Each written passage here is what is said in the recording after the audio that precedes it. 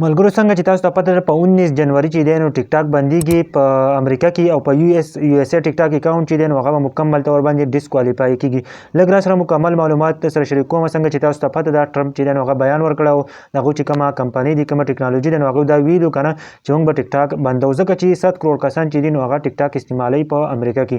نو هغه وایي کنه چې موږ دا کومه خلک چې ټیک ټاک استعمالوي د پرایویسي بسوک هک کی او د پرایویسي چې دا به چین ګوري ځکه چې دا ټیک ټاک چې دا چین والا دی چین والا ټیک ټاک دی. نو دی ویل کنه چې موږ به دا ټیک ټاک چې نو په خپل ملک کې بیان کوو. نو دی چې دی نو چین والا ته ویل کنه چې تاسو به زمونږ دوه مطالبه چې دی منئ. چین والا ته ویل چې تاسو به دیس چل کوئ چې ټیک ټاک باندې بندوي. نو دی ته ویل چې دوه مطالبه به ته زمونږ منئ یا به موږ ټیک ټاک سره بده په امریکا کې بندو او یا به تاسو دیس چل وکړئ چې دا ټیک ټاک به موږ لا راکوي. نو چین ورته مکمل انکار کړی چې موږ تاسو له ټیک ټاک نه درکو. نو هغه دا اعلان وکړو چې موږ په 19 جنوري چې دی نو دا ټیک ټاک به مکمل تور باندې په امریکا کې بنديږي. بل طرف ته تاسو یو اس ټیک ټاک اکاونټ جوړ کړی وای په دې باندې به فرق پریوزي او بل د څه نه چې کته دا چرته بند شي کنه په 19 جنوري نو هغه چې دی نو ټیک ټاک کوم اپس چې دی نو هغه بند وي هغه بل ته نشي استعمالول. نور یو اس ای کوم ټیک ټاک تاسو جوړ کړی اکاونټ نو هغه چې کوم مونټایز شوی دی نو بالکل نه خرابېږي.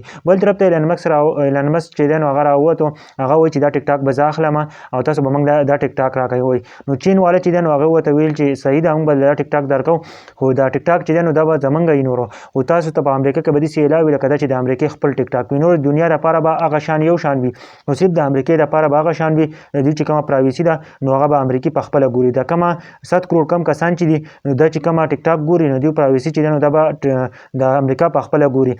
نو اوس پته نه لګي په 19 جنوري پته ولګي چې آیا دا چې چې کوم ډیل چې دا وشو او کوونه شو کډیل کله وشو دغه نه پس چې دی نو په 19 جنوري چې دی نو ټیک ټاک به په یو اس کې نه بنديږي او کډیل ونه شو نو په 19 جنوري چې دی نو هغه مکمل تور باندې بنديږي. د 19 جنوري پورې چې دی نو صبر وکړئ او کوم یو اس ټیک ټاک اکاونټ چې جوړ کړل مونټایز شو دي نو دې ته بالکل خطر نشته ده ځکه چې دا اکاونټ چین چې دی نو دا اپس چې دی نو دا د چین دی خو بل طرف ته چې دی نو هغه په خپل ملک کې صرف باندې دا اپس باندې چې دا اپس کار نه کوي. نور چې چا جوړ کړی دي نو هغه به ډیسکوالیفای کیږي نه هغه چې دی نو هغه نه تاسو ارنینګ کولی شئ. دا نوي معلوماتو د نورو ملګرو سره هم ضرور